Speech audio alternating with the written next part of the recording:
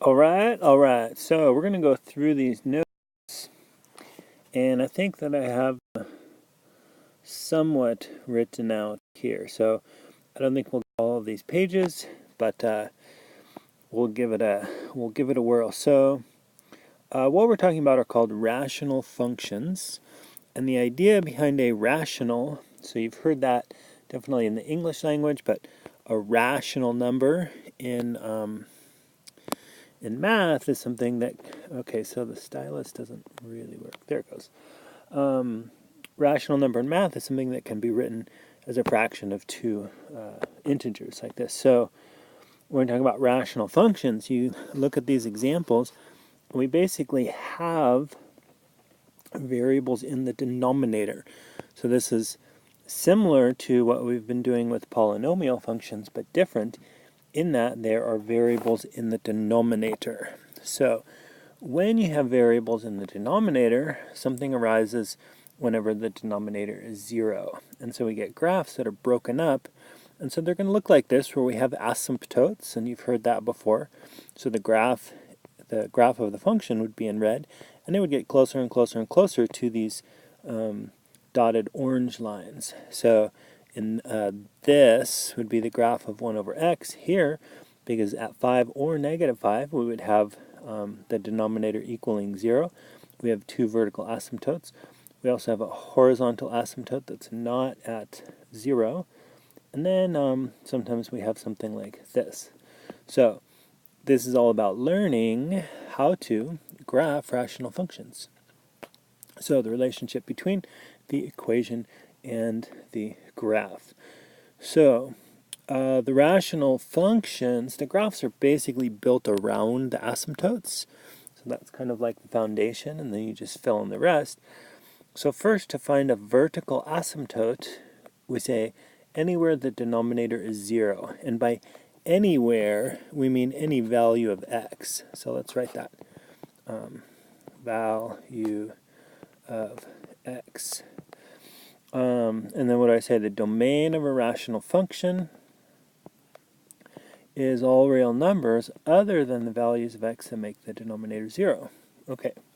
And if we look at these examples up here, we can see that the graph, for example here, would keep going to the left, keep going to the right. So the domain of this would be all real numbers except 0. And the domain of this would be all real numbers except 5 and negative 5. And then over here, all real numbers except 3. Okay, page, which is...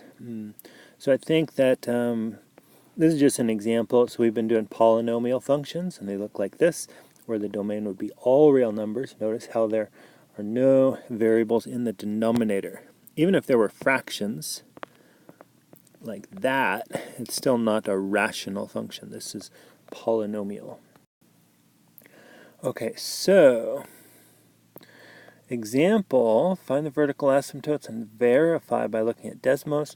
So for this example, we're basically looking at where is the denominator 0. So we factored this, and we get at negative 2 and negative 3. And so we would expect the graph to have these vertical asymptotes at negative 3 and negative 2. Turns out the graph's going to look something like this. We're going to talk about horizontal asymptotes soon, like next page or something. So over here, x squared minus 16, you can factor to x minus 4x plus 4. And so we're getting some vertical asymptotes at 4 and negative 4. And the graph would continue, continue, continue, and then continue down. Let's see, describe the horizontal asymptote. Okay, so this is leading us into understanding how to find the horizontal asymptote by observing. So it looks like this, we have a horizontal asymptote that is the line y equals 0. So this is the equation of this horizontal line, and similarly, this is the equation of this horizontal line.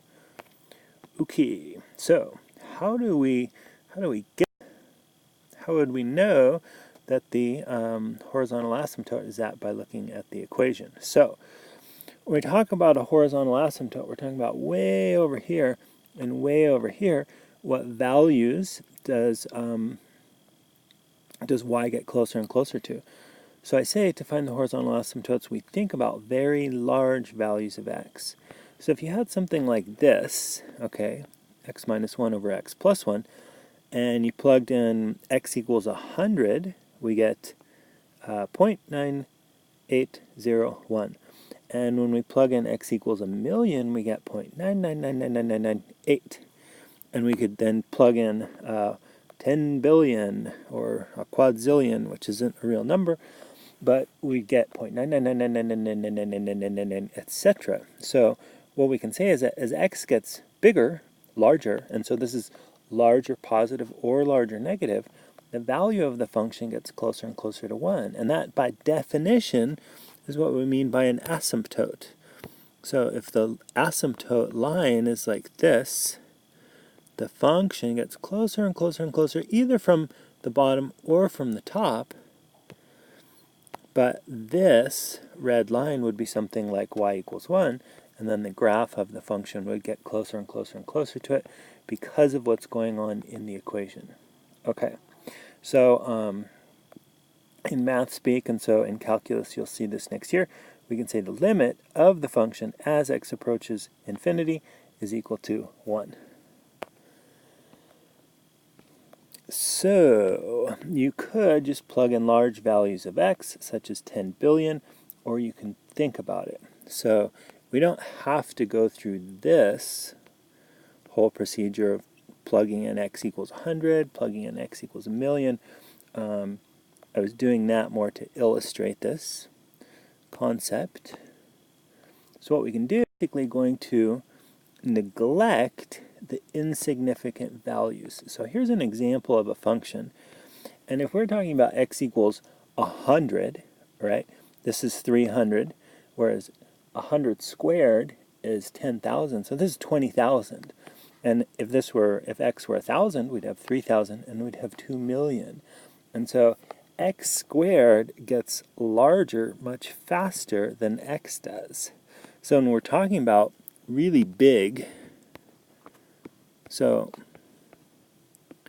when x is big, and that's big positive or big negative, we can say that 1 is nothing compared to 2 billion, and 3, even 30,000 is nothing compared to 2 billion. So we can essentially cross out every term except the leading term, meaning the term with the largest exponent. So I'll say that again, cross out everything except the term with the largest exponent. Maybe we'll write that since you're writing this in your notes. Largest exponent. I'm now writing with my finger because the stylus doesn't work. Okay, so largest exponent, meaning we end up with 2x squared over x squared, and the x squareds would cancel, giving 2. So this is the value of y that is y. Value of y is our horizontal asymptote. Because as x gets larger and larger, positive or negative, this is what y, or the value of the function, approaches. So let's see what I said in words. Cross out the terms that are negligible, meaning pay attention to only the term with the largest exponent. Oh, spelled it out very clearly. Cancel whatever you can. Y equals this is the horizontal asymptote. All right, Tourville, good simple explanation. So we have a couple examples here. We're going to find just the horizontal asymptote. So we're not thinking about vertical asymptotes or the graph or whatever. So I have crossed out the 10 and the x from the denominator and the minus 1, giving x squared over 5x squared, which would give y equals 1/5. So that would be the horizontal asymptote. And from here on out, we can just abbreviate horizontal asymptote as HA. Second example, cross out the negative 1, cross out the plus 1. And so we get y equals x over x squared, which would simplify to 1 over x. And that's not, that in itself is not a number. And so we have to think about if we were talking about very large values of x, like 1,000,000, 1 over 1,000,000 is 0.000000001, so very close to y equals 0. So let's generalize and say if the exponent is larger, so you should write this. I'm going to try with my finger, but it's not going to work.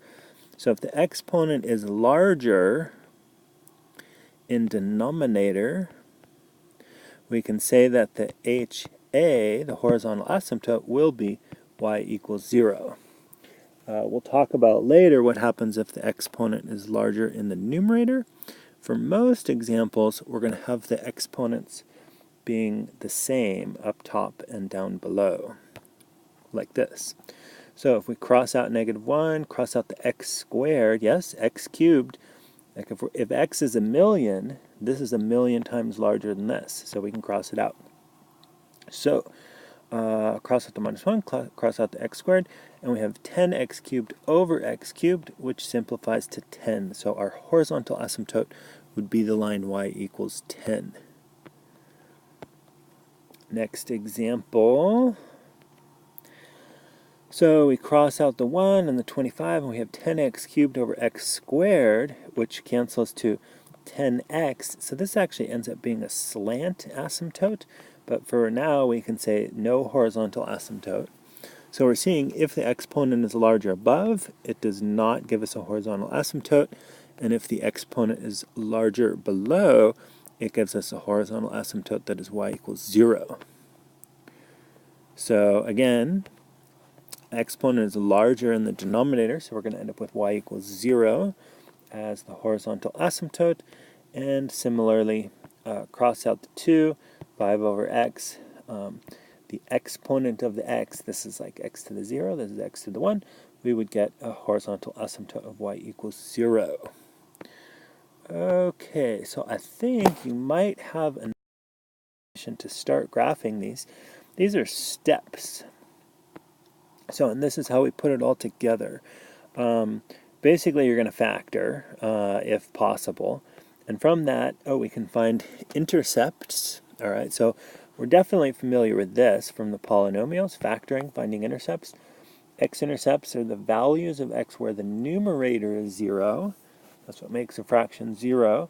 To find the y-intercept, we can always plug in x equals 0. Vertical asymptotes are the values of x that make the denominator 0. And this step, a lot of the time we can skip these, but it says look at the signs left and right of the asymptotes. So I'll show you an example, but it's like this.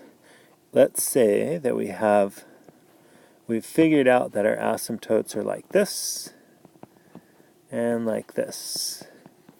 So the graph could be like this. Oops, hey, go back. The graph of the function could be like that, or it could be like this. And so in essence what we have to do, and there are actually some variations, in essence what we have to do is pick a value of x, plug it in the equation, and see if it's down here or up here, and that tells us in which region the graph goes. So that's what this is talking about. Find the horizontal asymptote. So crossing out negligible terms, then cancel from top and bottom. If no horizontal asymptote, consider slant asymptote, and we'll talk about that. Oh, and then in behavior. So sketch the graph. I think we have time.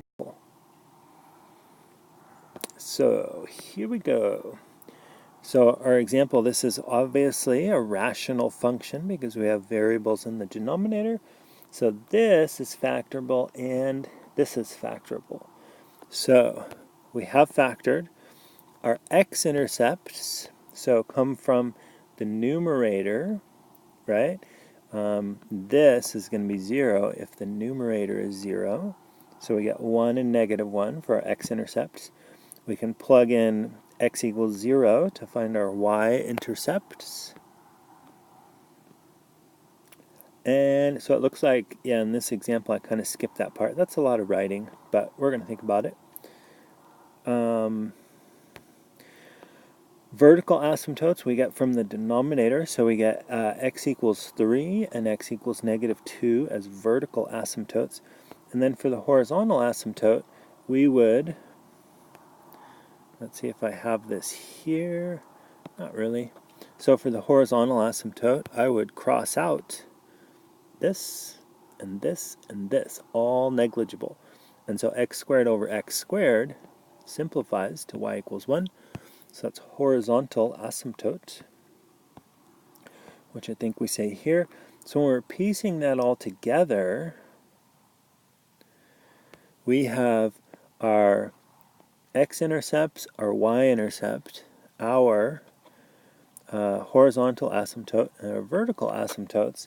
And because of these points in here, we know that this is going to go like this and approach the asymptote that way, approach the asymptote that way.